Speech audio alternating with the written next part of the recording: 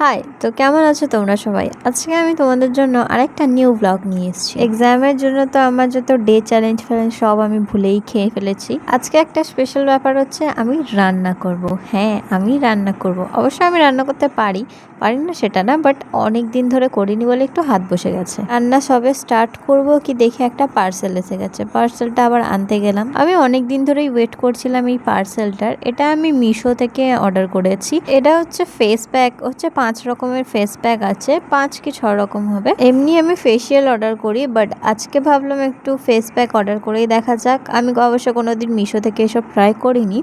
এটা যদি ভালো লাগে আমি আবার অর্ডার দেবো। আমার এই প্যাকেটের কালারগুলো খুব ভালো লেগেছে এবং এর ব্রাশটা আমার খুবই পছন্দ হয়েছে। আর এর মধ্যে হচ্ছে আলাদা আলাদা ফেসের প্রবলেমের জন্য প্যাক আছে।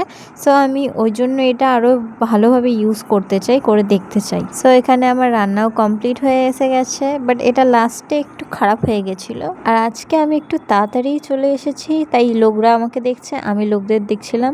তো তারপরে আমি ওর জন্য যে গিফটটা বানিয়েছিলাম ওই গিফটটা আমি ওকে দিয়েছি। এই গিফটটাও আমি মিশো দিয়েই অর্ডার করেছি।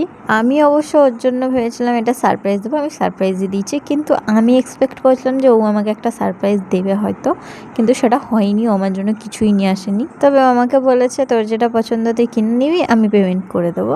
কিন্তু এই যে সারপ্রাইজের মানে ওকে সারপ্রাইজটা দিচ্ছি, এটা আমি ভাই অনেক কষ্টে চেপে রেখেছিলাম। আমার দ্বারা হচ্ছিল না কিছুতে, মনে হচ্ছিলো বলে দিই, কিন্তু না, অনেক কষ্টে আমি চেপে রেখে তারপরে ওকে সারপ্রাইজটা দিলাম।